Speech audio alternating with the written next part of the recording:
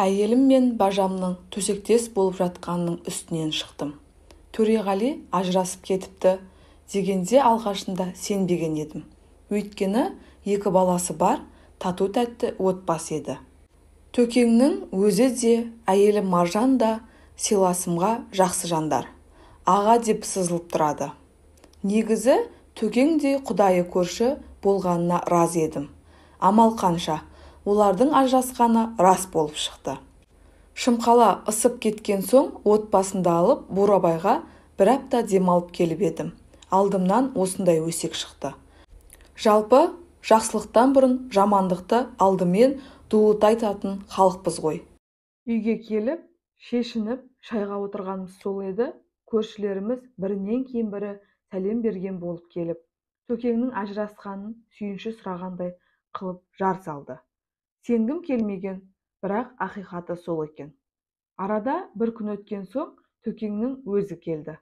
Алдымен Бурабай қалай екен, қалай демалдыңыздар деп хал жай сұрасқаннан кейін жағдайды естіп жатқан шығарсыздар, солай болып қалды деп күрсініп төмен қарады. Естуін естідік, бірақ өз аузыңнан естіген басқа. Не боп қалды? Өзгеге үлгі болатындай отбасы едіңдер ғой, дедім. Әйелім бажамның ашнасы болып шықты. Әйел деген қойныңда жатқан сұр жылан, байқамасаң шағып алады деп бекер айтпайды екен. Әйелім нағыз сұр жылан болып шықты деп әңгімесін бастады Төкең. Әйелім бажамның ашнасы болып шықты. Үстінен түстім, ұстап алдым. Жағдай осы. Ондай әйелмен қалай өмір сүруге болады? Сіңлісі үйленіп, тойға барып келген соң, әйелім кәдімгідей өзгерді. Сіңлісінің күйеуі, яғни бажам жайлы жиі айтатын болды. Қандай көрікті жігіт, қандай іскер, сіңлінің бағы бар деген сияқты әңгімені жиі айтып отырды.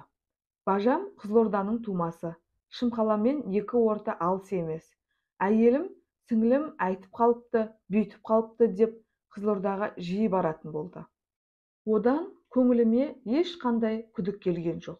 Сөйтіп жүріп жаттық. Бажам да түрлі сылтау айтып, Шымкентке жиі келетін. Үйде қонып, апталап жатып қалады. Тірлік жасап жатқан бала ғой деп ішімнен ойлап қоямын. Бажам келген кезде әйелім гүл-гүл жайнап кетеді. Маған пісірмейтін тамағын пісіріп, ішіп отыр, алып отыр деп ішіне түсіп кете жаздайды. Бажамды әйелім қатты сыйлайды деп мен ішімнен риза болып жүретінмін. Сөйтсем, олары басқа екен ғой. Мен жұмыстың адамымын. Таңертең кетіп, кешке келемін. Келсем бажам керіліп диванда теледидар көріп жатады. Әйелім айнала соқтап, соның жанында жүреді. Бір күні күннің ыстығы өтіп кетті ме, басым ауырып болмаған соң жұмыстан сұранып, түс әлетінде үйге қайттым. Екі балам жазғы лагерьде. Үйде бажам мен әйелім қалған. Үйге келіп есікті тартсам, жабық тұр. Әйелім бір жаққа, бажам болса, өз тірлігімен кеткен болды ғой деген ойда. Есікті өз кілтімен ақырын ашып, үйге кіргенім сол еді. Жатын бөлме жақтан бір қарбалас басталып кетті. Аяғымды шешпестен жатын бөлмеге ұмтылдым.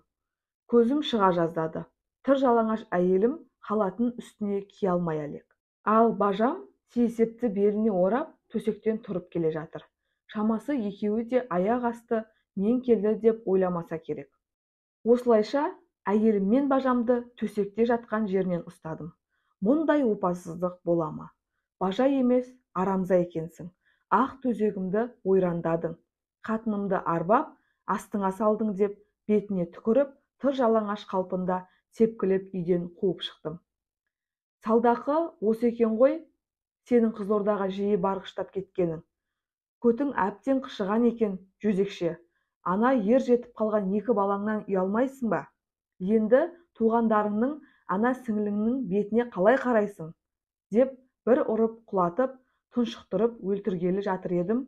Айқай-шуды естіген көршілер жүгіріп келіп ажыратты. Айтпегенде ақ төсегімді арамдаған әйелімді расында өлтіріп тастайын деп едім. Менде кінә жоқ.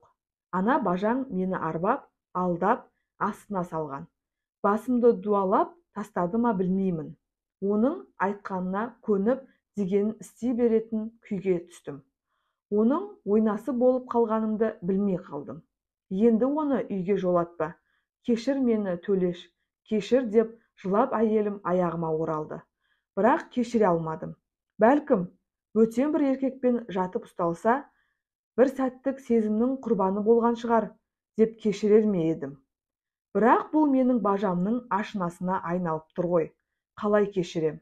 Ал бажам болса үйге келіп, араласып, дәм татып тұрып, осындай опасыздық жасап отыр. Ол екеуін кешіруге бола ма? Жоқ. Екі балам да әкеммен қаламыз деді. Әйелімді қуып жібердім. Жүрсін енді қара бет болып. Жаным деген, адал жарым деген әйелімнің істегені мынау. Екі аяқты бажа тату. Деп жатушы еді. Сөйткен бажамның жасағаны анау. Енді кімге сенерімді білмей қалдым. Жағдай осы аға, деп әңгімесін аяқтады Төкең.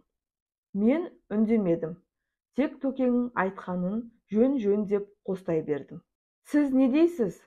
Тыңдарман, әйелдікі түсінікті, жылы сөзге арбалып түсіп қалған шығар.